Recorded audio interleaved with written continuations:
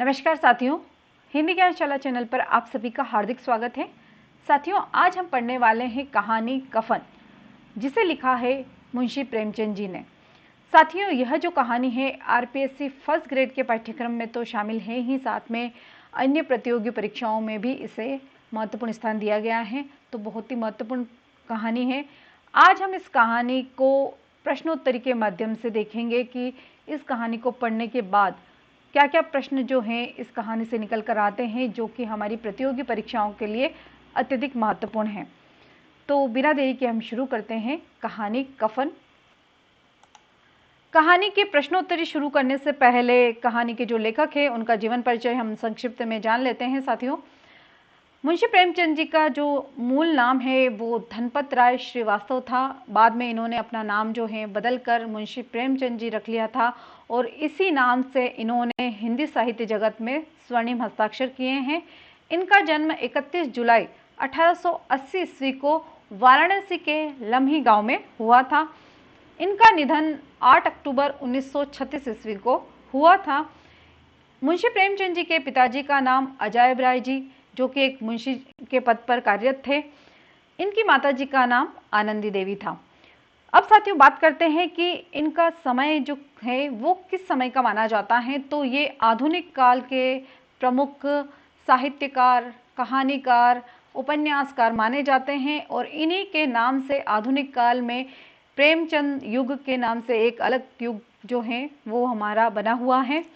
अगर हम बात करें इनकी प्रमुख रचनाओं की, तो इनका जो पहला कहानी संग्रह है सप्त सरोज, वो 1917 ईस्वी में प्रकाशित हुआ था, जिसमें लगभग 7 कहानियां जो हैं वो शामिल की गई थी, जिसमें बड़े घर की बेटी है, सोवत है, सज्जनता का दंड है, पंच परमेश्वर है, नमक का दरोगा है, उपदेश है, परीक्षा है। ये कुल 7 कहानियां प्रथम जो कहानी संग्रह था सप्त सरोज उसमें शामिल थी।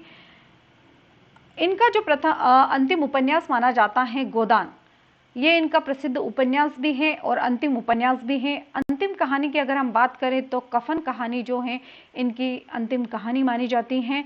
इनकी कहानियों का संग्रह जो है लगभग इन्होंने 300 कहानियां जो हैं वो लिखी हैं। इन्हीं कहानियों को 8 भागों में मानसरोवर के नाम से, कहानी संग्रह के नाम से इन्हें 8 भागों में विभाजित करके इनकी कहानियों का संग्रह किया गया है। अगर बात करें हम मुंशी प्रेमचंद जी द्वारा संपादित पत्रिकाओं की, तो इन्होंने माधुरी, मर्यादा, हंस, जागरण आदि पत्रिकाओं का बहुत ही प्रमुखता के साथ और सफल संपादन इन्होंने किया। पहला प्रश्न है साथियों, कफन कहानी कब प्रकाशित हुई थी? तो मुंशी प्रेमचंद जी की प्रसिद्ध कहानी कफन कहानी जो है 1936 ईस्वी में प्रकाशित हुई थी। दूसरा प्रश्न है, कफन कहानी किस हिंदी पत्रिका में प्रकाशित हुई थी? तो कफन कहानी जो है चांद पत्रिका के अंक में प्रकाशित हुई थी। इंपॉर्टेंट है, आपको याद रखना है, क्योंकि यहीं से प्रश्न जो है अगर आपसे ऊपरी ऊपरी अगर प्रश्न पूछे जाएंगे कहानी से, तो यहीं से प्रश्न आ जाएंगे कि कहानी के लेखक कौन है, कहानी का प्रकाशन वर्ष कौन सा है, या कहानी किस पत्रिका में प्रकाशित हुई थी। अब है महत्वपूर्ण प्रश्न कि कफन कहानी के जो मुख्य पात्र हैं वो कौन कौन है।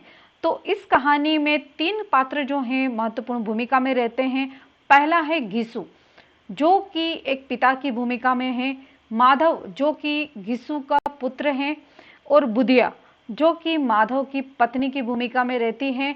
और ये एक ऐसा पात्र है बुधिया का जिसमें कोई संवाद नहीं है। आपको याद रखना है, क्योंकि पूछा जा सकता है कि कफन कहानी में जो बुधिया है उसके संवाद संवाद थे या नहीं थे। तो ये जो कहानी में जो प्रमुख नायिका है बुधिया, ये एक मुख्य पात्र के रूप में रहती है। अगला है, कफन कहानी में बुधिया की मृत्यु कैसे हुई? तो कफन कहानी की जो शुरुआत होती है हमारी, वहीं से हमें बताया जाता है कि कफन कहानी में बुधिया जो है प्रसव वेदना से तड़पती हैं, चीखती हैं, चिल्लाती हैं, और उसके जो पति हैं और उसके ससुर हैं वो बाहर बैठकर अलाव में से आलू भूनकर खा रहे होते हैं, किंतु उसको बुधिया की सूझ नहीं होती है कि वह किसी वैद्य को बुला लाए या किसी अन्य जो ओझा हैं उनको बुला के लेके आए। तो कहानी की शुरुआत जो है उसमें ही बताया गया है कि बुधिया जो है वो प्रसव वेदना से तड़प रही थी और इसी के कारण उसकी मृत्यु हो जाती है। अगला प्रश्न है, बहुत ही महत्वपूर्ण कथन है, मालूम होता है बचेगी नहीं, सारा दिन दौड़ते दौड़ते हो गया, जा देख तो आ। यह कथन किसका है? तो यह जो कथन है वह घिसू का है। दोनों जो झोपड़ी है उसके बाहर बैठे हैं और अलाव तापते हुए वो घिसू जो है अपने बेटे माधव को कहता है कि बुधिया जो प्रसव वेदना से तड़प रही हैं उसको जाके तुम देख आओ। अगला प्रश्न है, घिसू एक दिन काम करता तो कितने दिन आराम करता था? तो घिसू एक दिन काम करता तो वह 3 दिन तक आराम करता था। इसी कारण से गांव में उसे मजदूरी नहीं मिलती थी, कोई भी इन दोनों बाप बेटों को मजदूरी पर नहीं बुलाते थे। यहाँ से एक प्रश्न इस तरह से बन सकता है कि एक दिन कौन एक दिन काम करता और 3 दिन आराम करता था? तो घिसू जो है इसमें एक दिन काम करता और 3 दिन आराम करता था। अगला प्रश्न है साथियों, माधव कितना कामचोर था? तो पिताजी एक दिन काम करते थे, 3 दिन आराम करते थे, तो जो उसका बेटा था माधव वो उनसे भी सवा सेर था। माधव जो है इतना कामचोर था कि आधा घंटे काम करता तो 1 घंटे बैठकर चिल्लम पीता था। तो सारा दिन जो है वो आधे से ज़्यादा टाइम वो चिल्लम पीने में ही निकाल देता था। अगला प्रश्न है बहुत ही महत्वपूर्ण, इस लाइन कहानी की जो आत्मा है वो हम यह कह सकते हैं कि अगर दोनों साधु होते तो उन्हें संतोष और धैर्य के लिए संयम और नियम की बिल्कुल जरूरत न होती। यह तो इनकी प्रकृति थी। यानी कि क्या प्रकृति थी? संयम और नियम की प्रकृति थी। विचित्र जीवन था इनका। यह कथन किन के लिए प्रयुक्त हुआ है आपसे पूछा जा सकता है परीक्षा में। यह लाइन दे दी जाएगी और पूछा जाएगा कि यह कथन जो है किसके लिए आया है? तो दोनों बाप बेटे जो हैं घिसू और माधव, उन दोनों के लिए लेखक ने यह कथन जो है वो कहा है। अगला है, कफन कहानी में घिसू की उम्र कितने वर्ष की है? पूछा जा सकता है आपसे प्रश्न। कफन कहानी में जो घिसू है वो खुद बताता है कि 60 साल का जो है वह हो चुका है, तो उसकी उम्र जो है आपको याद रखनी है 60 वर्ष। अगला है, घिसू किससे ज्यादा विचारवान था? बहुत ही महत्वपूर्ण प्रश्न है, परीक्षा में पूछा जा सकता है क्योंकि यह लेखक का कथन है, क्योंकि लेखक ने घिसू को किसानों से भी ज़्यादा विचारवान जो है वो बताया है। तो यहाँ पर उसका आंसर होगा किसानों से ज़्यादा विचारवान था घिसू। अगला प्रश्न है, 20 साल पहले घिसू किसकी बारात में गया था? तो 20 साल पहले घिसू जो है ठाकुर साहब की बारात में जाता है और वहाँ आराम से वह पूरियाँ, हलवा और ये सब खाता है और उसकी याद उसे अभी तक है। और जब भी उसका नाम लेता है तो उसके मुंह में वो जो स्वाद है उस भोजन का वो उसके मुंह में आने लग जाता है। तो यहाँ से एक प्रश्न और भी बन सकता है कि 20 साल पहले घिसू जो 20 साल पहले ठाकुर की बारात में कौन गया था? तो घिसू गया था। माधव तो बहुत छोटा मतलब हुआ ही ना होगा उस टाइम पे। अगला है, घिसू के घर में पैसा किस तरह गायब था? तो घिसू के घर में पैसा इस तरह से गायब था जैसे चील के घोंसले में से मांस गायब हो। अगला है, बहुत ही महत्वपूर्ण लाइन है, जाकर देख तो क्या दशा है इसकी, चुड़ैल का फिसाद होगा और क्या, यहाँ तो ओझा भी 1 रुपया मांगता है। यह कथन किसने किससे कहे? ओझा जो यहाँ शब्द आया है शायद किसी डॉक्टर के लिए आया होगा या झाड़ फूक करने वाले के लिए आया होगा। तो यह जो कथन है घिसू ने माधव से कहा था, क्योंकि बुधिया जो है काफ़ी पूरा दिन भर जो है वो तड़प रही होती हैं प्रसव वेदना से। इसीलिए घिसू जो है माधव से कहता है कि जाकर कोठरी में देख के आ जाओ, झोंपड़ी में देख के तो आ जाओ वो उसकी क्या दशा है। दूसरा प्रश्न है साथियों कि जमींदार साहब ने घिसू और माधव को कितने रुपए दिए थे? तो जमींदार साहब जो थे उन्होंने घिसू और माधव को कुड़ते हुए चिढ़ते हुए 2 रुपए उनके मुंह पे फेंक दिए थे। और क्योंकि बुधिया जो है वो स्वर्ग सिधार गई थी पूरी प्रसव वेदना से, उसकी मृत्यु जो है वो हो जाती है। उसके कफन के लिए घिसू और माधव जो हैं जमींदार के घर पर जाते हैं और उनसे विनती करते हैं कि उसके कफन के लिए जो पैसा है वो आप थोड़ी मदद कीजिएगा। तो यह प्रश्न है कि जमींदार ने गिसु और माधव को कितने रुपए दिए हैं? तो 2 रुपए दिए थे, आपको याद रखना है, पूछा जा सकता है ये प्रश्न। अगला है, हम दोनों उसके सिरहाने बैठे रहे, दवा दारू जो कुछ हो सका सब कुछ किया, मुदा वह हमें दगा दे गई, अब कोई रोटी देने वाला भी न रहा मालिक। यह कथन किसका है? तो यह कथन जो है गिसु का है, क्योंकि बुधिया की मृत्यु के पश्चात दोनों मांगने जाते हैं, जमींदार से मदद मांगने जाते हैं। तो वो कहते हैं कि हम दोनों उसके यानी कि बुधिया के सिरहाने बैठे रहे और दवा दारू जितनी भी दवाई देनी थी उसको दिया, सब कुछ किया।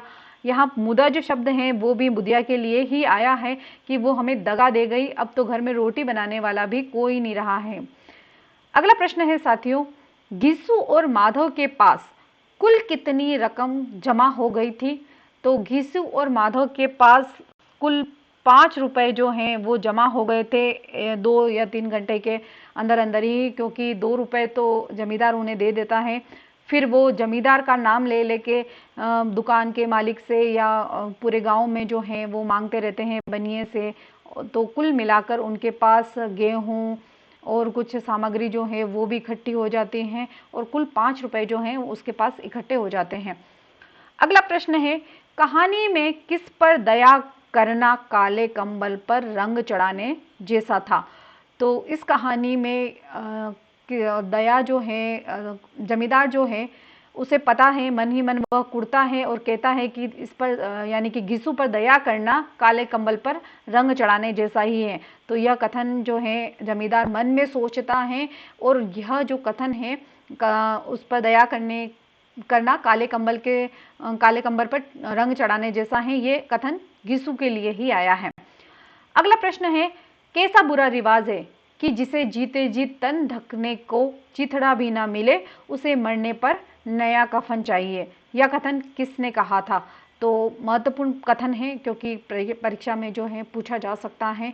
मूल कहानी की जो संवेदना है इसी कथन पर जुड़ी हुई है और शायद इसीलिए इस कहानी का नाम जो है वो कफन रखा गया है। यह जो कथन है वो गिसु कहता है अपने बेटे माधव को। अगला है, हाँ लकड़ी तो बहुत है, अब कफन चाहिए। यह कथन किसने कहा था? बुधिया की जब मृत्यु हो जाती है, दोनों गांव में मदद मांगने जाते हैं तो कहीं से उनको पैसे मिलते हैं, कहीं से अनाज और ये सब मिल जाते हैं, लकड़ी वगैरह। तो लकड़ी तो माधव कहता है कि हाँ लकड़ी तो बहुत सारी मिल गई हैं, पर अब कफन चाहिए लाश को ढकने के लिए। नया कफन के लिए ही वे सारी गांव में घूमते हैं, पैसा इकट्ठा करते हैं। अगला प्रश्न है साथियों, कफन लगाने से क्या मिलता है? आखिर जल ही तो जाता है। यह कथन किसने किससे कहा था?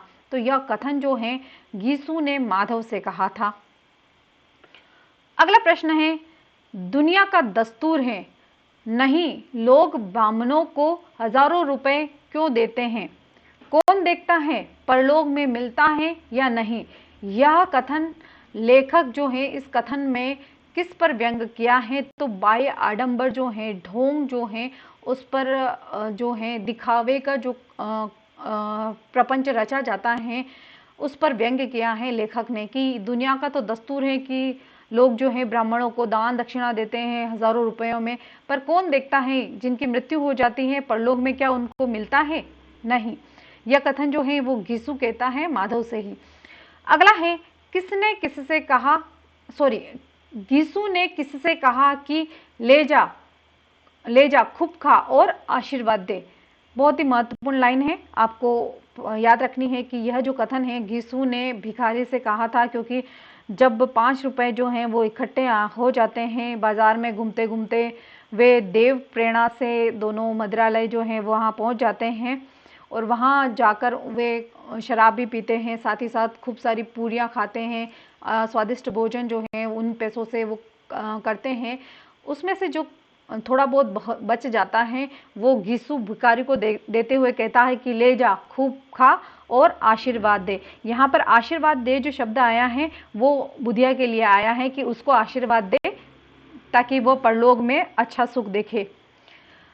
अगला है बहुत ही महत्वपूर्ण है, भगवान तुम अंतर्यामी हो उसे बैकुंठ ले जाना, हम दोनों हृदय से आशीर्वाद दे रहे हैं। कथन किसने कहा?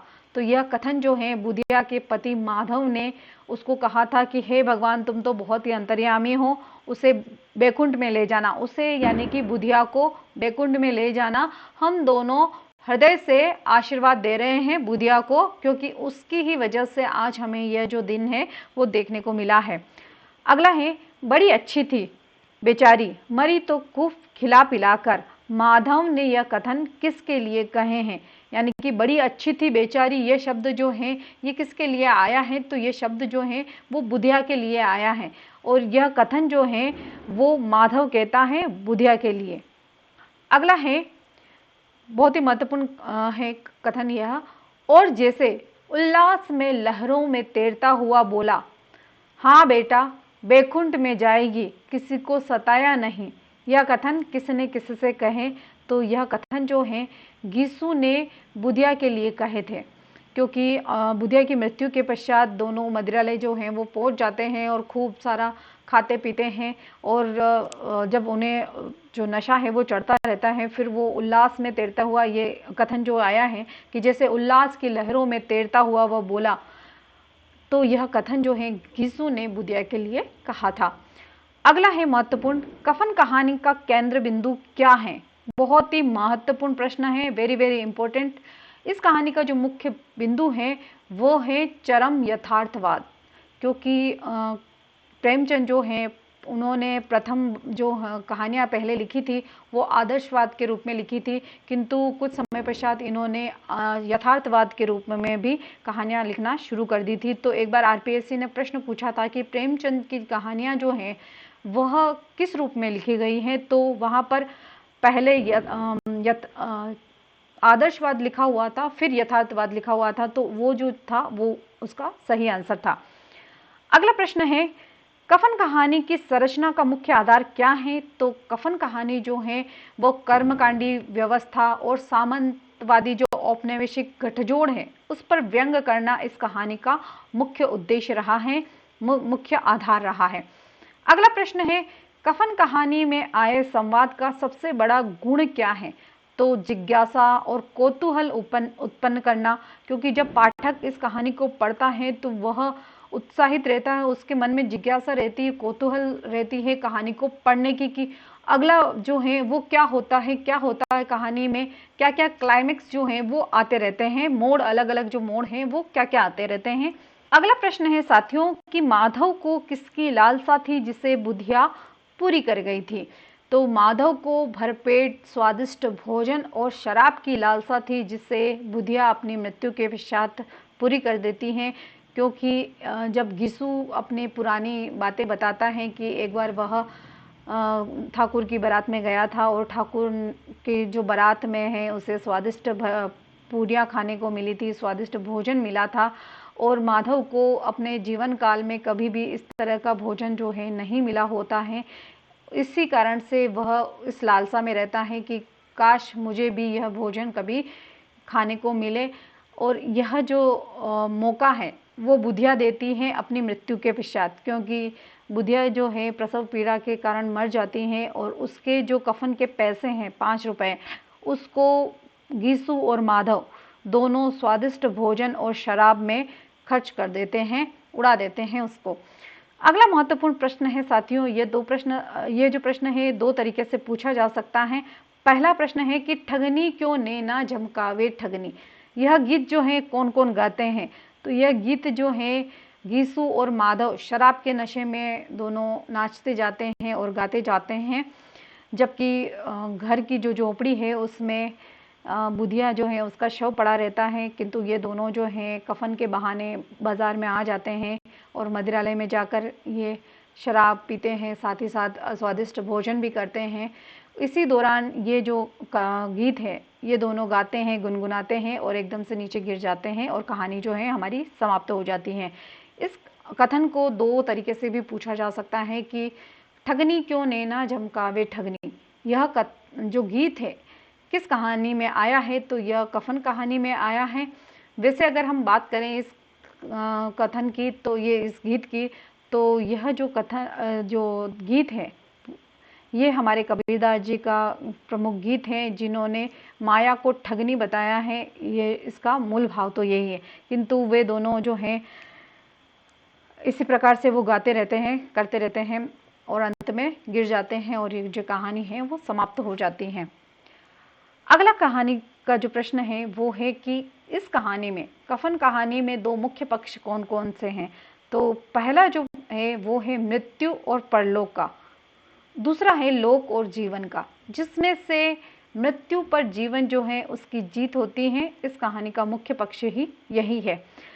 तो साथियों, आज हमने कफन कहानी जो मुंशी प्रेमचंद जी द्वारा लिखित है उससे संबंधित महत्वपूर्ण प्रश्नोत्तरी, एक एक पॉइंट को लेकर, एक एक कथन को लेकर जो प्रश्न है जहां से बन सकते थे, मैंने कोशिश की है आपके लिए। तो आपको अगर मेरा वीडियो पसंद आता है तो प्लीज़ इसे लाइक कीजिएगा, अपने दोस्तों के साथ शेयर कीजिएगा और चैनल को सब्सक्राइब करना ना भूलिएगा। Thank you for watching. धन्यवाद।